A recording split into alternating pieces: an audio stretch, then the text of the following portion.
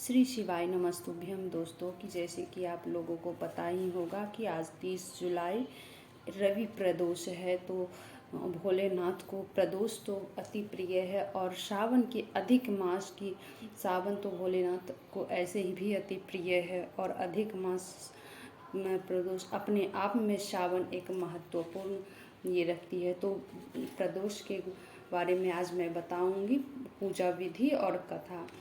तो शयन काल के बाद और रात्रि आने के पूर्व दोनों के बीच का जो समय होता है उसे प्रदोष कहते हैं।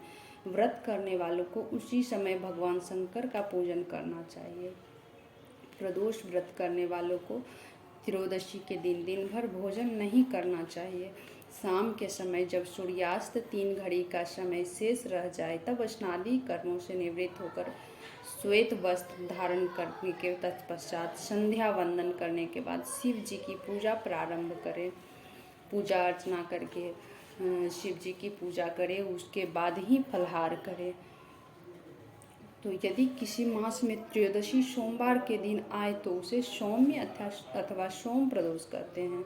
सोम प्रदोष का महत्व अन्य दिनों में आने वाली त्रयोदशी से अधिक होता है, क्योंकि सोमवार शिव पूजा का विशेष दिन है। इसकी महत्ता इसलिए भी अधिक है क्योंकि अधिकांश लोग अभिष्ट फल की प्राप्ति के लिए यह व्रत नियमित रूप से करते हैं। जब तक इच्छित फल की प्राप्ति न हो जाए, प्रदोष व्रत की विधि और उद्यापन कर्म उसी प्रकार करते रहना चाहिए जैसे अन्य प्रदोषों में किया जाता है।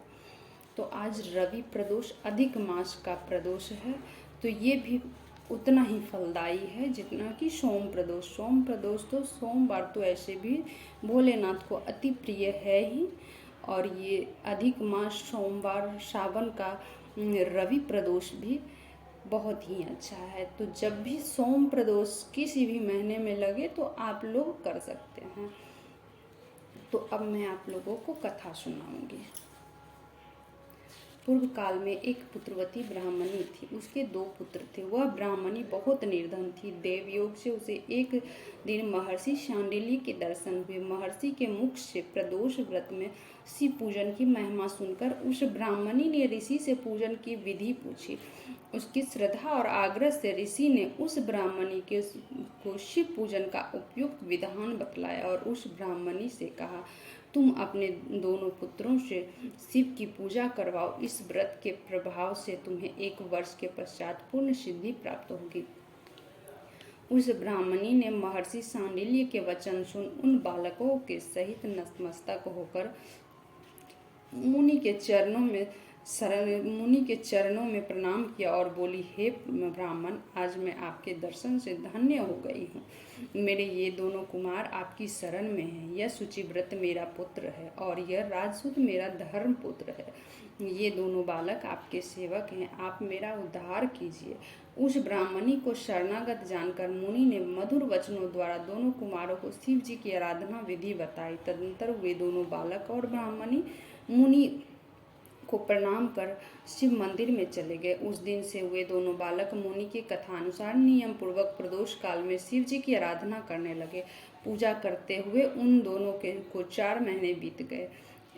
एक दिन राजसूत की उपस्थिति में शुचिव्रत स्नान करने नदी किनारे चला गया और वहां जल क्रीड़ा करने लगा। संयोग से उसी समय उसे नदी की दरार में चमकता हुआ धन का बड़ा कलश भी दिखाई पड़ा। उस धन पूरित कलश को देखकर शुचिव्रत बहुत ही प्रसन्न हुआ।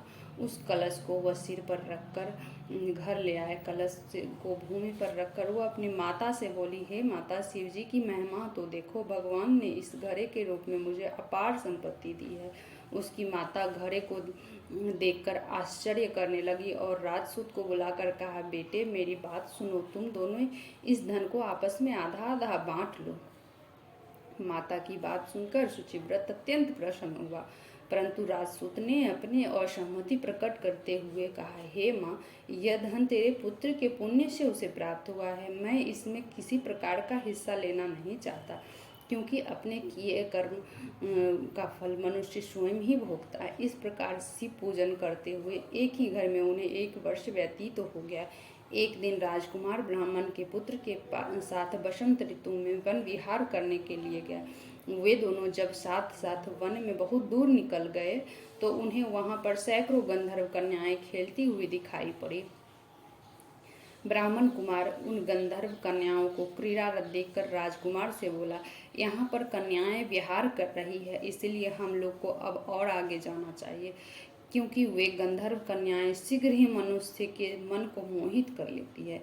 इसीलिए मैं तो इन कन्याओं से दूर ही रहूंगा। परंतु राजकुमार उसकी बात अनसुनी कर कन्याओं के विहार स्थल में निर्भीक भाव से अकेला ही चला गया। उन सभी गंधर्व कन्याओं में प्रधान सुंदरी उस आए हुए राजकुमार को देखकर मन में विचार करने लगी कि कामदेव के समान सुंदर रूप वाला यह राजकुमार कौन है। उस राजकुमार के साथ बातचीत करने के उद्देश्य से उस सुंदरी ने अपनी सखियों से कहा, सखियों, तुम लोग निकट के वन में जाकर अशोक, चंपक, मौलगिरी आदि के ताजे फूल तोड़ लाओ, तब तक मैं तुम्हारी प्रतीक्षा में यहीं रुकी रहूंगी। उस गंधर्व कन्या ने उस गंधर्व कुमारी की बात सुनते ही सब सखियां वहां से चली गई। सखियों के जाने के बाद वह गंधर्व कन्या उस राजकुमार को स्थिर दृष्टि से देखने लगी। उन दोनों में परस्पर प्रेम का संचार होने लगा। गंधर्व कन्या ने राजकुमार को बैठने के लिए आसन दिया। प्रेमालाप के कारण राजकुमार के सहवास के लिए वहां सुंदरी व्याकुल हो उठी और राजकुमार से प्रश्न करने लगी, हे कमल के समान नेत्रों वाले, आप किस देश के रहने वाले हैं? आपका यहाँ आना क्यों कर हुआ? गंधर्व कन्या की बात सुनकर राजकुमार ने उत्तर दिया, मैं विदर्भराज का पुत्र हूँ। मेरे माता पिता स्वर्गवासी हो चुके हैं। शत्रुओं ने मुझसे मेरा राज्य हरण कर लिया है। राजकुमार ने अपना परिचय देकर उस गंधर्व कन्या से पूछा, आप कौन हैं, किसकी पुत्री हैं और इस वन में किस उद्देश्य से आई हैं? आप मुझसे क्या कहना चाहती हैं? राजकुमार की बात सुनकर गंधर्व कन्या ने कहा, मैं विद्रविक नामक गंधर्व की पुत्री अंशुमति हूँ। आपको देखकर आपसे बातचीत करने के लिए ही यहाँ पर सखियों का साथ छोड़कर रह गई हूँ। मैं गान विद्या में बहुत ही निपुण हूँ। मेरे गान पर सभी देवगण रिझ जाते हैं। मैं चाहती हूँ कि आपका और मेरा प्रेम सर्वदा बने रहे। इतनी बात कहकर उस गंधर्व कन्या ने अपने गले का बहुत मूल्य मुक्ता हार राजकुमार के गले में डाल दिया। वह हार उन दोनों के प्रेम का प्रतीक बन गया। इसके पश्चात राजकुमार ने उस कन्या से कहा, हे सुंदरी, तुमने जो कुछ कहा है वह सब सत्य है, लेकिन आप राजविहीन राजकुमार के पास कैसे रह सकेंगी? आप अपने पिता की अनुमति लिए बिना मेरे साथ कैसे रह सकेंगी? राजकुमार की बात वह कन्या मुस्कुरा कर कहने लगी, जो कुछ भी हो मैं अपनी इच्छा से आपका वरण करूंगी। अब आप परसों प्रातः काल यहाँ पर आइएगा। मेरी बात कभी झूठी नहीं हो सकती। गंधर्व कन्या ऐसा कहकर पुनः अपनी सखियों के पास चली गई। इधर वह राजकुमार भी शुचिव्रत के पास जा पहुंचा। उसने अपना सारा वृतांत कह सुनाया। इसके बाद वे दोनों घर को लौट गए। तब घर पर पहुंचकर उन दोनों लोगों ने ब्राह्मणी से सब हाल कहा, जिसे सुनकर वह ब्राह्मणी भी हर्षित हुई। गंधर्व कन्या द्वारा निश्चित दिन को वह राजकुमार शुचिव्रत के साथ उसी वन में पहुंचा। वहां पहुंचकर उन लोगों ने देखा कि गंधर्व राज अपनी पुत्री अंशुमति के साथ उपस्थित होकर प्रतीक्षा में बैठे हैं। गंधर्व ने उन दोनों राजकुमार का अभिनंदन करके उन्हें सुंदर आसन पर बिठाया और राजकुमार से कहा, मैं परसों कैलाशपुरी गया था। वहां पर भगवान शंकर पार्वती सहित विराजमान थे। उन्होंने मुझे अपने पास बुलाकर कहा, पृथ्वी पर राज्यच्युत होकर धर्मगुप्त नामक राजकुमार घूम रहा है। शत्रुओं ने उसके वंश को नष्ट भ्रष्ट कर दिया है। वह कुमार सदा ही भक्तिपूर्वक मेरी सेवा किया करता है, इसलिए तुम उसकी सहायता करो, जिससे वह अपने शत्रुओं पर विजय प्राप्त कर सके। इसलिए मैं भगवान शिव की आज्ञा से अपनी पुत्री अंशुमति आपको सौंपता हूँ। मैं शत्रुओं के हाथ में गए अपने राज्य को वापस दिला दूंगा। आप इस कन्या के साथ 10,000 वर्ष तक सुख भोग कर शिवलोक में आने पर भी मेरी पुत्री इसी शरीर से आपके साथ रहेगी। इतना कहकर गंधर्वराज ने अपनी पुत्री का विवाह राजकुमार के साथ कर दिया। दहेज में अनेक बहुमूल्य रत्न, वस्त्र, रत्न आदि प्रदान किए। इसके अतिरिक्त 10 दासियां तथा शत्रुओं पर विजय पाने के लिए गंधर्वों की चतुरांगनी सेना भी दी। राजकुमार ने गंधर्वों की सहायता से शत्रुओं को नष्ट किया और वह अपने नगर में प्रविष्ट हुआ। मंत्रियों ने राजकुमार को सिंहासन पर बैठाकर राज्याभिषेक किया। अब वह राजकुमार राज सुख भोगने लगा। जिस दरिद्र ब्राह्मणी ने इसका पालन पोषण किया था, उसे ही राजमाता के पद पर आसीन किया गया। वह शुचिव्रत ही उसका छोटा भाई बना। इस प्रकार प्रदोष व्रत में शिव पूजन के प्रभाव से वह राजकुमार दुर्लभ पद को प्राप्त हुआ। जो मनुष्य प्रदोष काल में अथवा नित्य ही इस कथा को श्रवण करता है, वह निश्चय ही सभी कष्टों से मुक्त हो जाता है तथा अंत में वह परम पद का अधिकारी बनता है। श्री शिवाय नमस्तुभ्यं। यदि किसी मास में त्रयोदशी सोमवार के दिन आए तो उसे सौम्य अथवा सोम प्रदोष कहते हैं।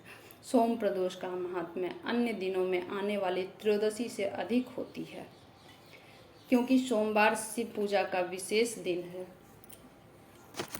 इसकी महत्ता इसलिए भी अधिक है क्योंकि अधिकांश लोग अभिष्ट फल की प्राप्ति के लिए वह व्रत नियमित रूप से करते हैं।